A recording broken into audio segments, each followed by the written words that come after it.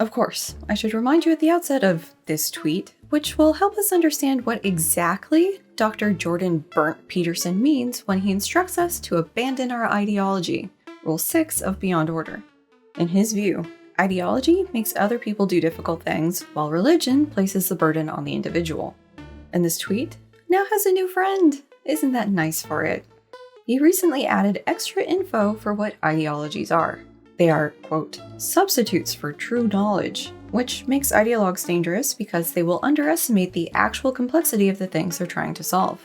There's another thing I should mention that is completely and totally unrelated to that last thing I said. Brace yourself for an entire section of Peterson underestimating the complexity of progressive ideologies.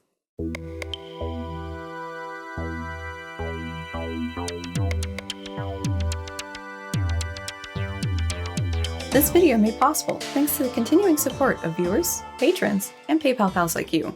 Thanks! Hello, welcome, and settle in as we are making solid progress into abandoning those pesky ideologies as the good and wise Dr. Peterson has beyond ordered us to. There's just the interesting little wrinkle of Peterson describing himself as another ideologue. I wonder what's up with that. Yeah, so in part 1, we spent a bit of time with Nietzsche's God is Dead writings and how that led us to the horrors and atrocities of the 20th century. But pay no attention to what's happening now. Peterson's probably got it on several good authorities that this is from the decadence and degeneracy coming from the progressives. And nothing else. Seriously though, this video is fundraising for the Palestinian Children's Relief Fund, so donate buttons down there, I think. In part 2, Peterson argued that we can't just invent our own values, we have to get them from somewhere, and that value is an integral part of reality, plus more of him really trying to hammer it home who the bad guys were roughly 100 years ago. Now we are finally getting to the ideologies he wants us to abandon. Kinda. You know our top lobster, getting him to be specific on things can be worse for him than apple cider. Well, I'm eager to get started, so let's speedrun the usual YouTube blah blah. You can support the channel by liking, commenting, doing the engagement, happy algorithm stuff. You can support me more directly through my Patreon or Patreon alternatives like Fourth Wall or subscribing to the channel. Merch, like mugs, stickers, hoodies, pants, and let's do the quick refresher for the visual cues I use to indicate where ideas are coming from. This means I'm paraphrasing the book. This means I'm responding to the book or integrating my thoughts with science for a brief moment, as well as talking about his very well-used Pareto distribution reference. All one of it.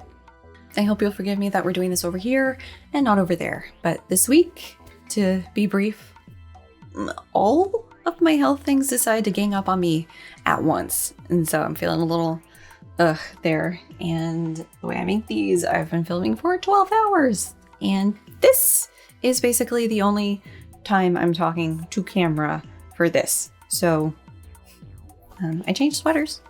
Is that something, right? Right. Anyway, hope you aren't too attached to your ideology because it's time to see how it's cheating the true dominance hierarchy.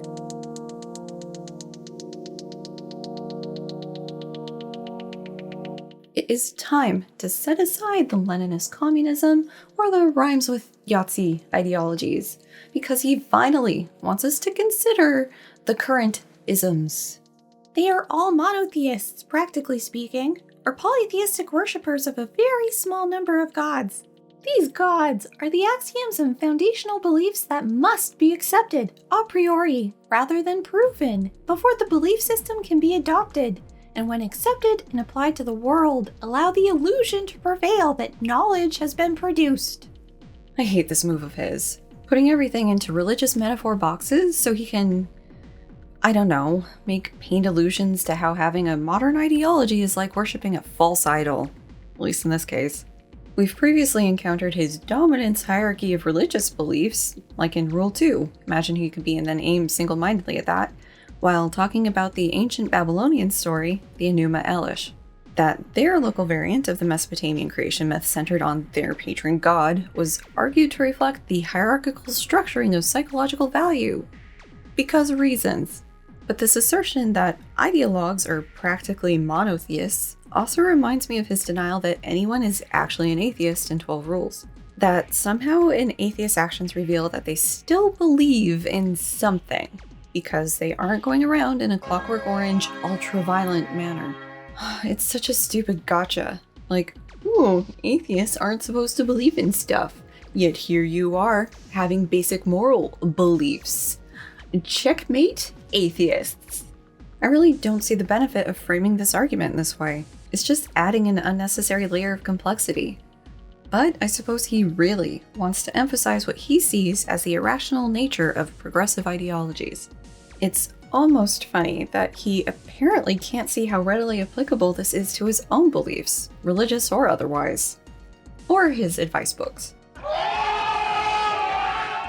Peterson lays out how an ism system is born, noting that it can mimic actual productive theorizing. Yeah, sure. Let's listen to the Jungian psychologist about what productive theories look like. He says it starts by abstracting a concept, then gives some examples, like the environment or the poor. We are thankful for the small mercies he grants us. Actual fucking examples. Today is truly a blessed day.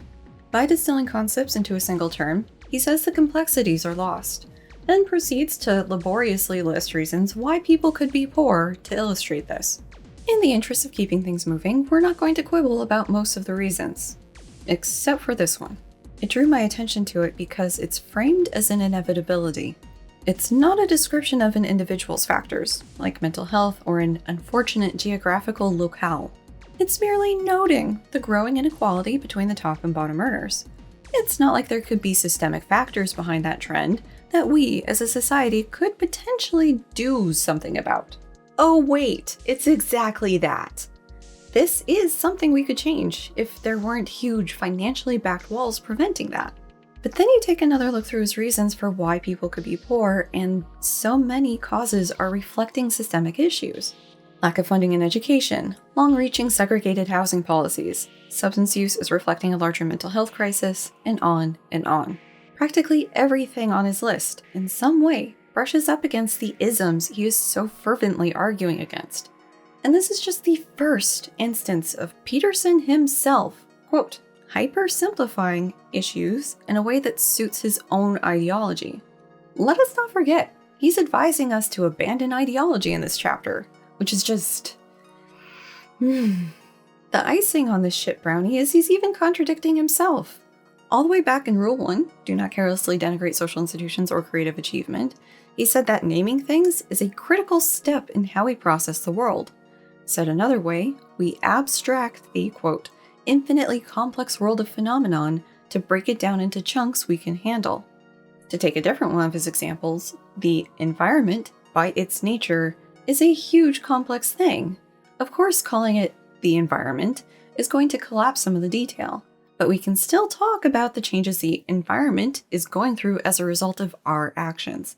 We're going to deviate from the order he covers things, instead staying with his proposed ism system formation process instead of the little tangent he goes on.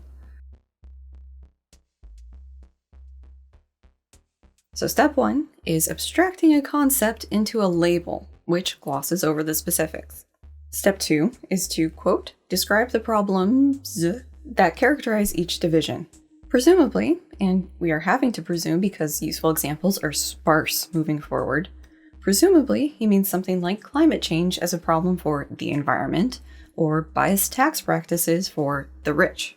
Step 3 then is to, quote, identify the appropriate villains for that problem, which then, step 4, leads to, quote, explanatory principles or forces that are then, in step 5, given, quote, primary causal power.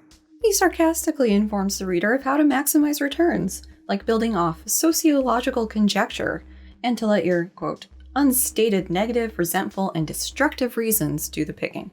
But in step 6, you need to forbid discussion about your true motivations. Step 7 is to overextend your, I don't know what he'd call it, model? Into inappropriate domains and assert the dominance of your model's ability to explain everything. Finally, in step 8, a school of thought emerges around your model to mimetically spread it to others, thus placing you, the model originator, as top ideologue. I just noticed that he doesn't include any mention of a solution here. Just figure out the villain, say how they're villaining, and apply it to other problems while silencing criticism. I'm not sure if that omission was accidental or not. I'd think it intentional, given his disdain for progressives, that we're all about making futile noise. But if that were the case, I'd expect some sort of explicit call-out for that. But the closest he comes to that in this chapter is saying the isms just want to eradicate the identified evil. It seems like an assumption he's rolling with here is that the isms have no sort of data or actual theory behind them. And I can pretty confidently say that because the part we skipped to unify his ism formation theory said that serious social problems are seldom addressed in any sort of methodical way. And even when you have a well-designed solution, it rarely works out how you wanted. His opinion for the root issue here is that it's all super complex systems. So figuring out the true cause for a social problem is hard. Like, so hard, you guys.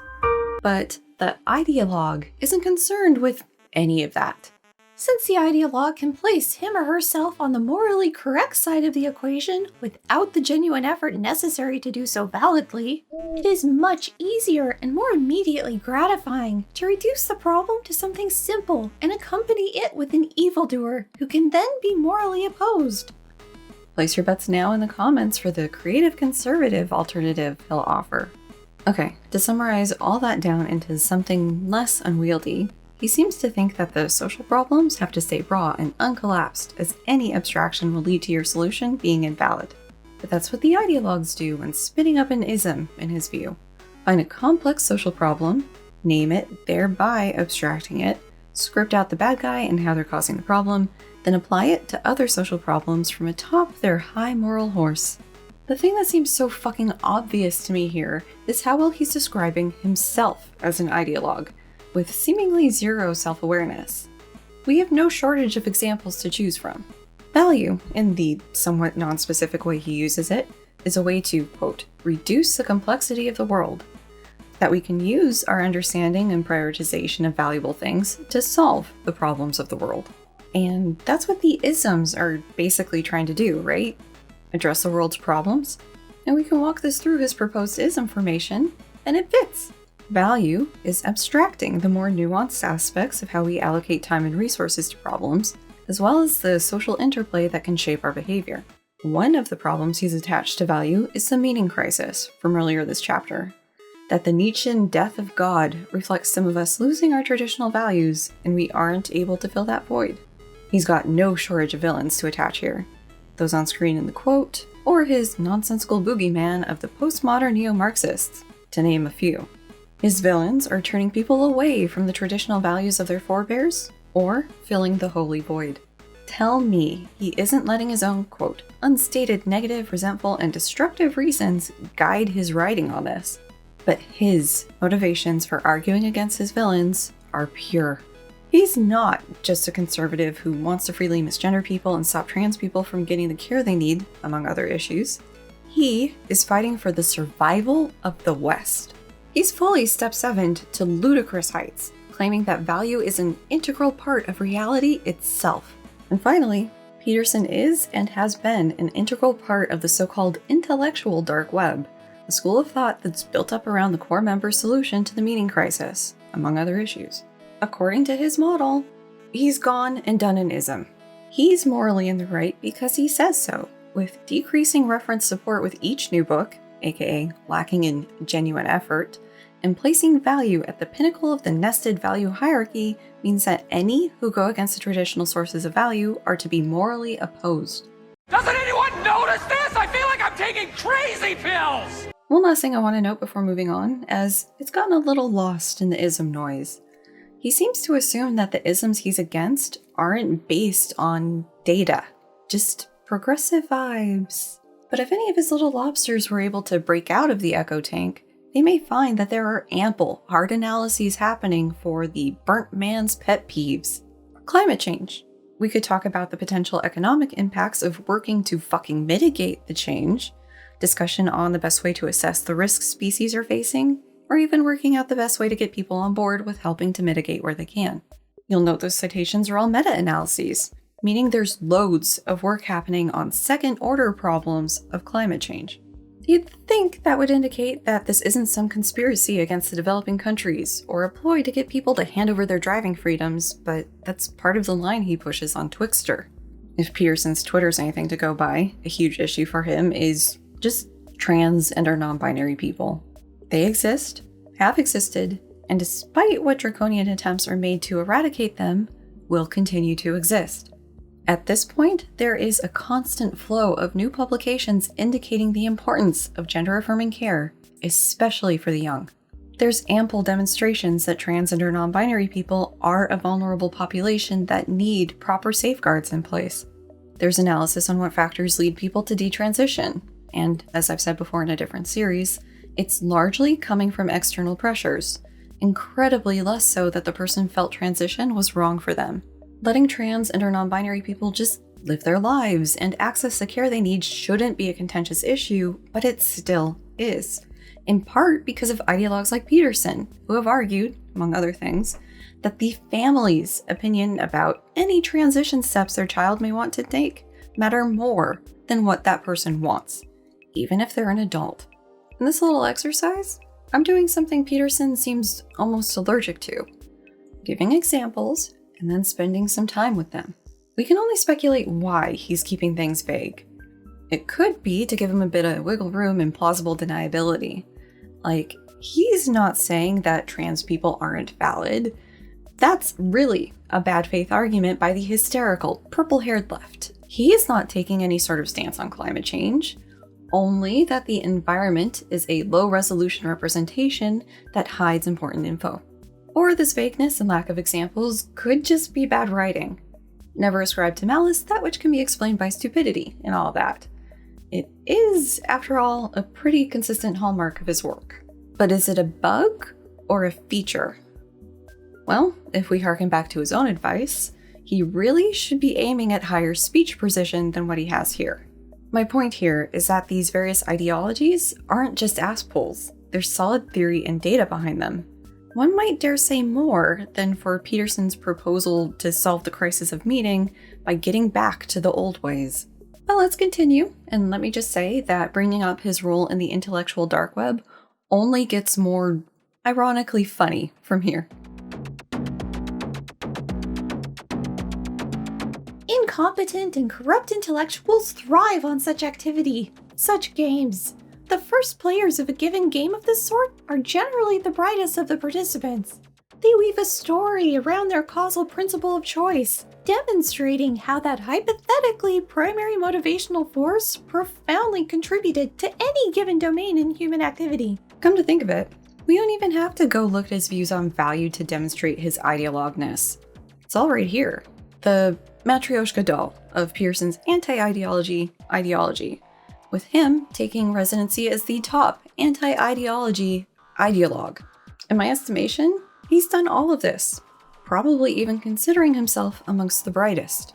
But with Dave Rubin as his competition, Their followers, desperate to join a potentially masterable new dominance hierarchy, the old one being cluttered by its current occupants, become enamored of that story.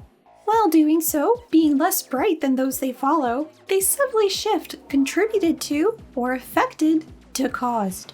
The originators, gratified by the emergence of followers, start to shift their story in that direction as well. Or they object, but it does not matter. The cult has already begun.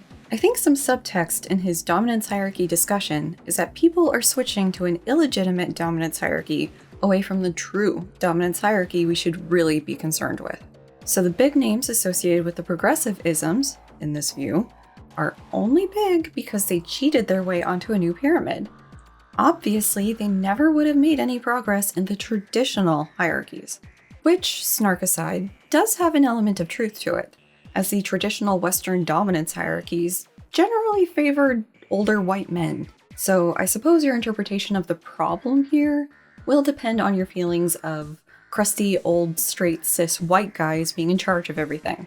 The latter part of this quote seems to be touching on audience capture, the idea that the beliefs or ideas of a person with a following can be shaped by their following. Peterson himself hasn't seemed immune to this. Anything from his stance on trans and or non-binary people, shifting from not wanting to be compelled by the government to use their pronouns, to calling for severe actions be taken against gender-affirming care providers, and that the people seeking care are either brainwashed or doing it for insincere reasons. To his shift during the pandemic from getting a COVID vaccine pretty willingly to saying he was forced into it and regrets it. Just check out the comments on that original post and see how many people push back on him for getting vaccinated. The resident experts on Twitter were saying it's a genetic experiment. He shouldn't have done it.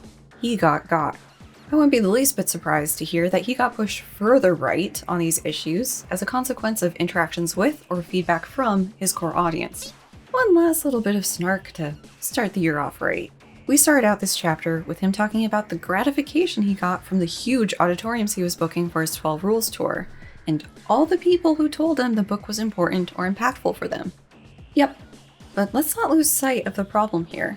He's claiming this is for the modern isms, explicitly like discussions of class or power, but also by implication, the environment and the patriarchy.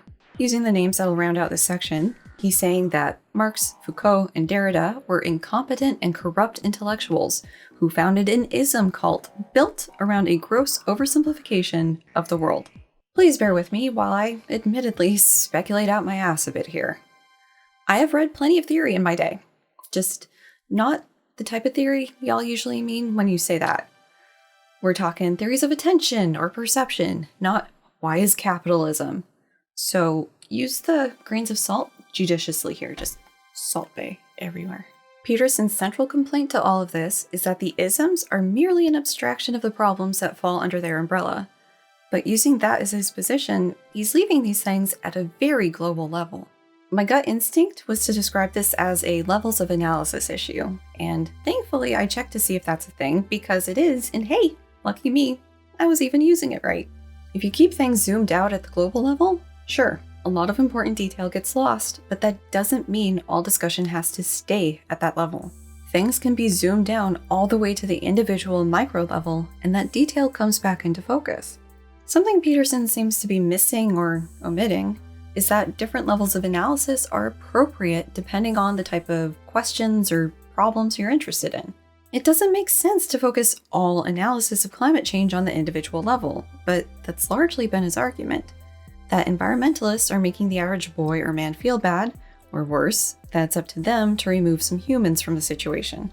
His solution to that is to tell people to just focus on what they can fix around them, which on some level is sort of true. The majority of people are unable to solve climate change through their individual day-to-day actions. But that is potentially letting the corporations and other mega polluters off the hook, and that is where pressure really needs to be applied, and fast, like yesterday. And how do individuals apply that pressure? Smashing! Well, legally, voting and calling representatives and other democratic citizen actions. Actions that involve the person engaging the problem beyond their Peterson-prescribed individual bubble. The great thing about these isms is exactly what he's saying the problem is, that they can work on the different analysis levels. Talking about the systemic and possibly even intersecting problems a person faces is not a misapplication of environmentalism or feminism or other isms. The broader problems will have an individual impact. It doesn't take a nuclear rocket gender studyist to figure that out. But here we are. Ow. Finally, you'd think a clinical psychologist would use a little more discretion in what he decides to label a cult, but here we are. Waiting for his license to be revoked for somewhat related reasons.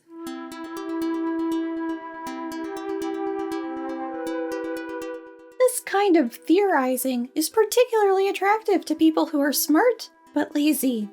Cynicism serves as an aid too, as does arrogance. This whole thing has me wondering if he'd identify more strongly with a pot or a kettle. But perhaps I am just being too cynical. Yet again, I want to paraphrase things down if for no other reason than to get through it quicker, but there's just something about his writing. I have to share it. The new adherents will be taught that mastering such a game constitutes education, and will learn to criticize alternative theories, different methods, and increasingly, even the idea of fact itself. If an impenetrable vocabulary accompanies the theory, so much the better. It will then take potential critics some valuable time even to learn to decode the arguments. Yeah, because jargon is so much worse than twisting existing words into a tangled web of novel meanings that requires dedicated and careful reading to catch. King Obtuse himself is saying that the ideologies have an impenetrable vocabulary. This would be funny if it wasn't so existentially tiring. Speaking of impenetrable writing, though, I feel like there's a piece missing between these two quotes, but I assure you, there isn't. I'm not sure what he means by the new ideologue followers, ideologuettes, being, quote, taught that mastering such a game constitutes education. What game? The making up a new ism? That doesn't entirely make sense to me. If the ideologuettes are spinning up their own isms, then wouldn't they be a new top ideologue in their own ideology space, separate from the one they'd previously been in? Unless maybe he's using some novel usage of game that he hasn't even hinted at prior to this, and is instead meaning it to indicate the ideologuettes are shifting the ideology into the causal frame. But I think there's only so much shifting you could do there. Or maybe it's somewhere between the two, where the ideologuettes are learning what it takes to be an ideologue themselves. I honestly have no idea. And I'm probably the closest thing this platform has to an expert in decoding his cryptic bullshit, at least on this specificity level. I'd best be careful though.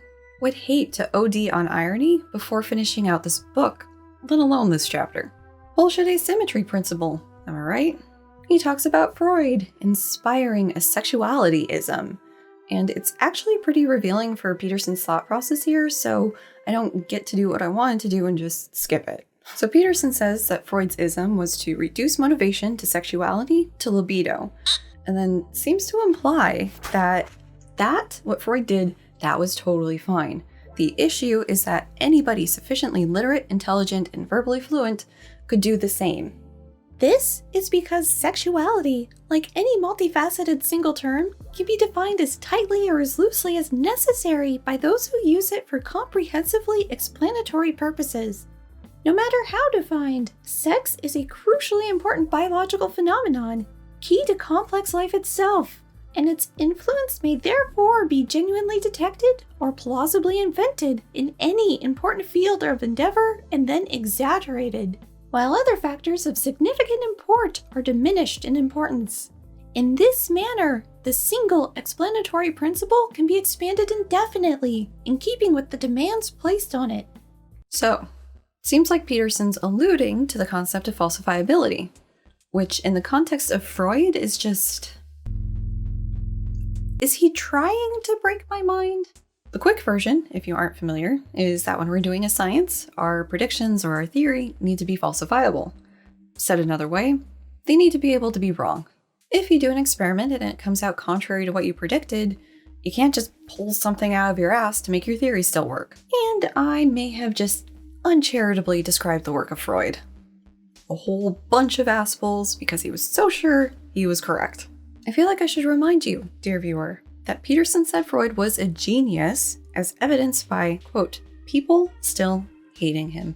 A problem for Peterson's argument is it seems like you could swap in one of his concepts for sexuality, like his beloved dominance hierarchy, and the gist would still apply. The dominance hierarchy can be defined to whatever precision is needed to explain loads of things. Hierarchies are ubiquitous after all, so they're obviously relevant to every part of your life. More relevant than things like your economic difficulties or psychiatric conditions. Just stand up straight with your shoulders back, little lobsters, and you'll be climbing that dominance hierarchy in no time. And if that's not working, it's because you need to improve your aim and set your sights higher, because your highest value wasn't set high enough. I hate that I didn't have to look any of that up, and have zero doubt that I got the 12 rules phrasing correct. The real lobsters were the ones that infected our brains along the way. But this tells us his problem with the isms is him not seeing how they're falsifiable.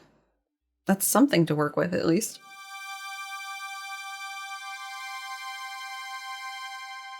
I haven't been shy about my relative lack of formal higher education training in the humanities. Something that's probably true for a lot of STEM grads. The closest I came was in my philosophy of science class, where the professor had guest speakers every week come in and talk about the philosophies of their disciplines. The psych prof talked about our methods, a couple engineers talked about the R&D and business side of things, and most relevant for what we're talking about here, the history professor talked about the progression and evolution of the current understanding of the past.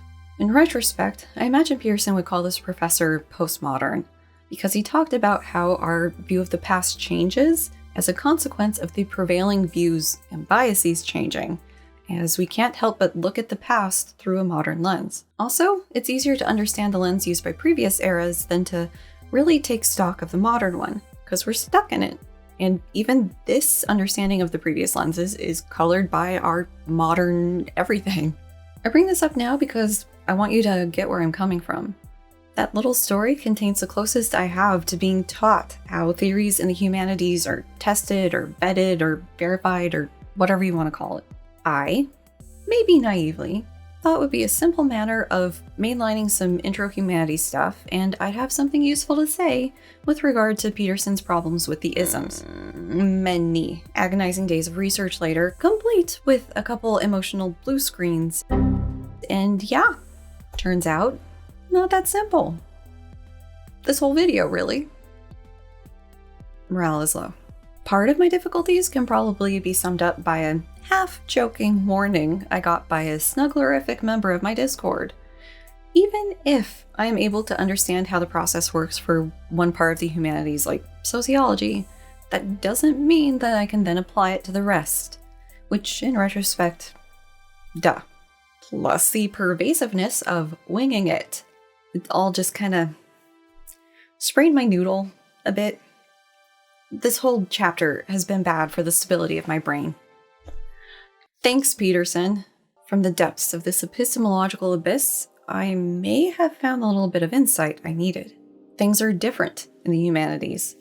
Trying to understand how they do things through a scientific method lens is like trying to rate oranges based on how appley they are. But that's what Peterson's doing. He wants to throw away the oranges because they aren't apples.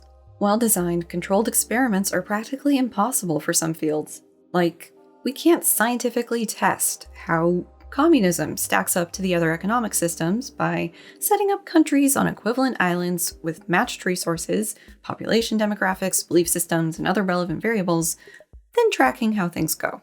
Instead, we have to look at the messy data that's available. How have communist economies done compared to others? But without the ability to match resources, population demographics, belief systems, or other external forces that could impact how things go. Not even mentioning that these economic systems have a complex network of connections, beneficial or harmful, with the other economies. Messy data. This is the nature of the beast when dealing with these real-world constraints. Now, conclusions can still be made, even if it isn't coming from a sterile experiment. So, let me say a couple of things before we get to the philosophers he's got aged one-sided beef with. This sort of indefinite expansion is a problem to keep an eye on, with some caveats. From what I've seen, secondhand, thanks to other edutainers, Marxism, some of the gender theories, or other isms can be used to explain things like current systemic inequalities. That's fine. I just lost my voice. That's not fine. Systemic problems have causes that can be explained by the various isms, and the isms, in knowledgeable hands, can even be used to make predictions of how events might go in the future. So it's not always a post hoc situation like Peterson claimed, or the isms can intersect and interact with each other, leading to even more complex situations, like when racist and sexist biases impact decision making. As described before, theories of the ism sort can be lacking the ability to do controlled experiments. Instead, they can be pressed into service on events or trends related to their topic. They can make predictions for future events. But because the world is noisy, the extent to which one theory explains an event better than another can be hard to say. All of that should indicate that his representation of the isms themselves are abstracting away important detail and nuance in a seeming attempt to mislead the reader. Shorter version, he's doing the exact thing he's accusing the ideologues of. Again. But that isn't to say that there isn't a kernel of truth in what he's going to be saying. If someone's attempting to use the various isms, but don't really understand how to do so responsibly, it could be a situation of trying to solve all the problems with the hammer.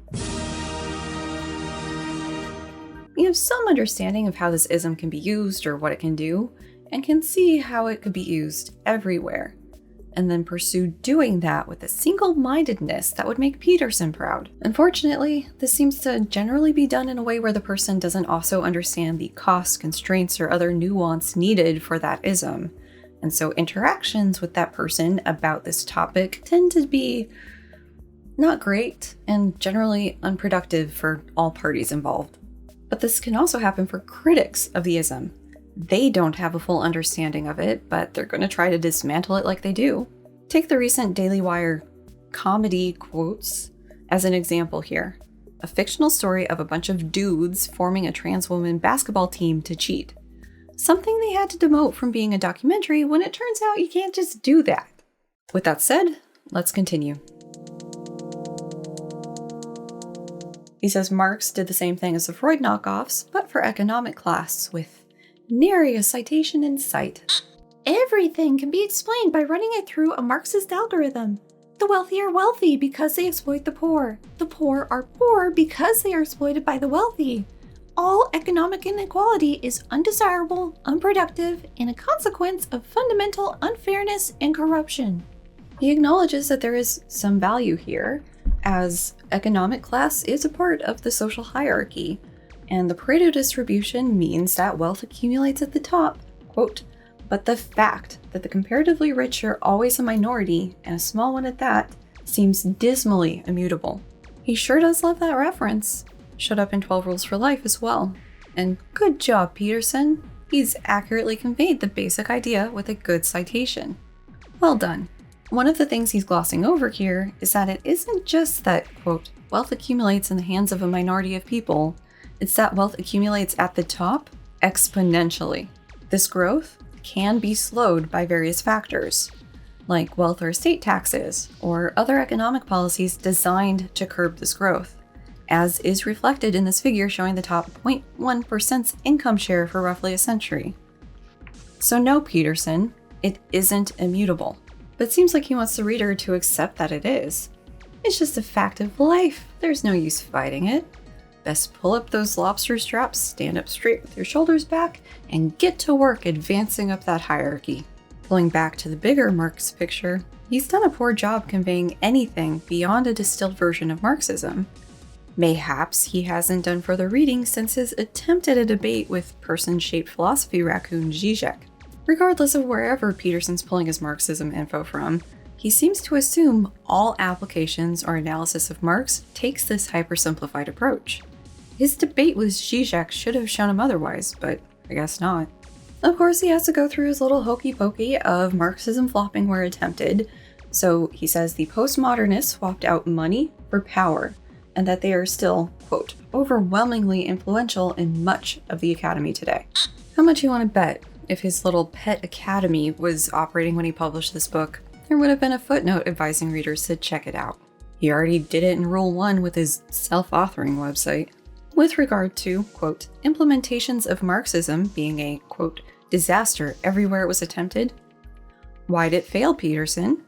Was it because there was something inherently wrong with the attempts? Or were there maybe external forces helping ensure failure? Finally, I'm not the YouTuber to be asking about postmodernism. I doubt I would be able to recognize or describe postmodernism if it walked up to me and had a name tag that said, "Hi, I'm postmodernism." So for more help on that or more information, check out the videos linked in the description box. And may your brain be more welcoming to philosophy than mine. For whatever blessed reason, he doesn't spend further time trashing Foucault and Derrida. He has vaguer fish to fry. Ideological reduction of that postmodern form is the hallmark of the most dangerous of pseudo-intellectuals. Ideologues are the intellectual equivalent of fundamentalists, unyielding and rigid. Their self-righteousness and moral claim to social engineering is every bit as deep and dangerous. It might even be worse. Ideologues lay claim to rationality itself, so they try to justify their claims as logical and thoughtful. It's tempting to ask if Peterson has looked in a mirror at any point in the last, 10 years, because this is doing a bang-up job of describing him too. But that question would be premature, as it's kind of implied that he is different because At least fundamentalists admit devotion to something they just believe arbitrarily. They are a lot more honest. Furthermore, fundamentalists are bound by a relationship with the transcendent. What this means is that God, the center of their moral universe, remains outside and above complete understanding, according to the fundamentalists' own creed. Right-wing Jews, Islamic hardliners, and ultra-conservative Christians must admit, if pushed, that God is essentially mysterious. that tweet I keep reminding you about is finally coming home to roost. Religion, the other box to ideology. But he's not done. This concession That God is mysterious? provides at least some boundary for their claims as individuals to righteousness and power. As a genuine fundamentalist, at least remains subordinate to something he cannot claim to totally understand, let alone master. Has that concession really held back the fundies, though? Particularly when you look into the more cultish variants. You can't switch streaming services without finding a new documentary about another fundamentalist religious group abusing its members. There is no shortage of pious types with a self-proclaimed direct line to God, claiming all sorts of righteousness and power. Not acknowledging this, even as a footnote in a discussion on ideology, seems like an intentional oversight, at the very least. For the ideologue, however, nothing remains outside understanding or mastery. An ideological theory explains everything, all the past, all the present, and all the future. This means that an ideologue can consider him or herself in possession of the complete truth, something forbidden to the self-consistent fundamentalist. There is no claim more totalitarian, and no situation in which the worst excesses of pride are more likely to manifest themselves. And not only pride, but then deceit, once the ideology has failed to explain the world or predict its future. Starting with this seemingly random pride comment, it's consistent with his prior usage in 12 Rules. One instance is from Rule 7, pursue what's meaningful, not what is expedient. This quote came at the start of the chapter wrap-up, instructing readers to build meaning from the higher good, defined as the things that stop inevitable suffering from happening. No small goals, ever, with this man. Even a mundane task like taking out the trash can be a brave act of anti-totalitarianism because you aren't caving to the outrageous demands of the environmentalists to recycle. Here in this quote, pride was a modifier for totalitarian, placed in opposition to humility, but in line with intolerance and oppression.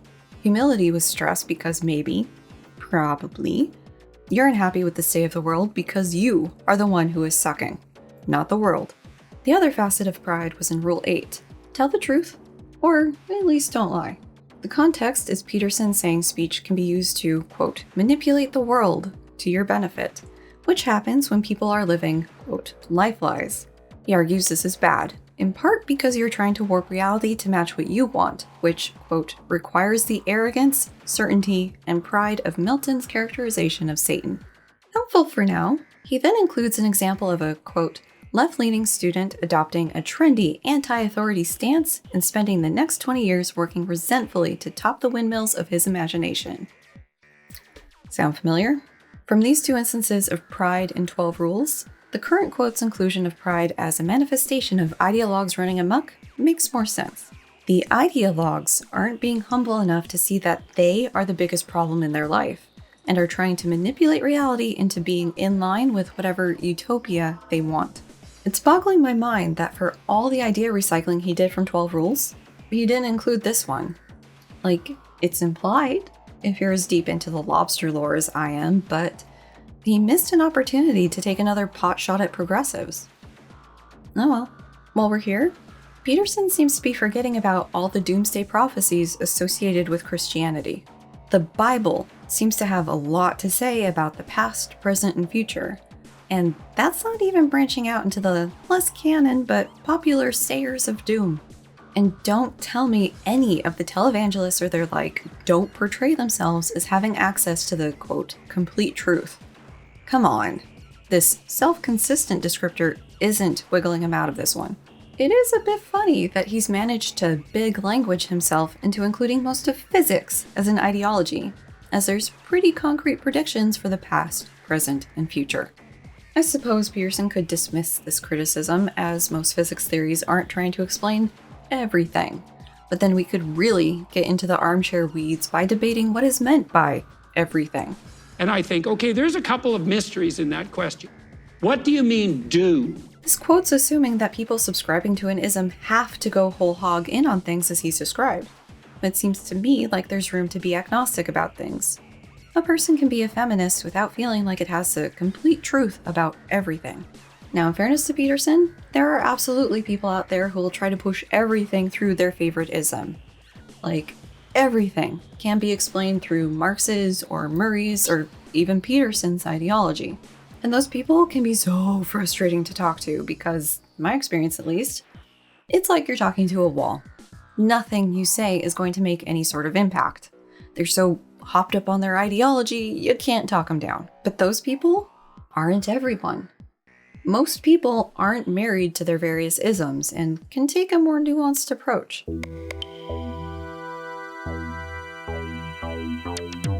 The moral of the story? Beware of intellectuals who make a monotheism out of their theories of motivation.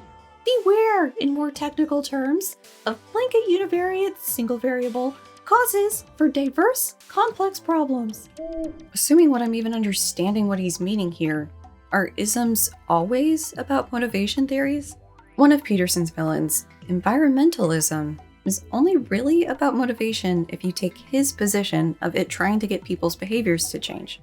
Unlike Peterson, I would warn people to beware of others misrepresenting complex topics they themselves only have a passing understanding of. It's like he's forgetting how we have to analytically break apart complex problems, try and tease out the individual components, the single variables, in addition to seeing how they interact with each other.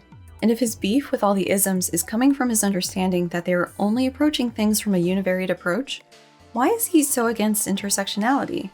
That's practically multivariate feminism. He follows this moral with a long list of all the things, including power, that have played a role in history. The attraction of doing so, Of reducing one factor to another, is, however, obvious. Simplicity, ease, and the illusion of mastery, which can have exceptionally useful psychological and social consequences, particularly in the short term. And let us not forget the frequent discovery of a villain or set of villains, upon which the hidden motivations for the ideology can be vented. The last little bit of this quote reminds me of Freud's projection defense mechanism, that these ideologues are unconsciously projecting things onto their villains, which is interesting since Peterson's villains gallery tends to contain the postmodernists, neo-Marxists, and all manner of people who'd be lumped under the woke umbrella. If one were inclined to do some armchair psychoanalysis, one could potentially point back to Peterson's disillusionment with the Socialist Party he joined up with as a teen as the true root of his motivation to go after progressives. To bookend this section, I want to remind you of its title, The Fatal Attraction of the False Idol. With the added context of his religion versus ideology tweet, it's clear that this, quote, monotheism out of their theories of motivation is the false idol he's warning readers against.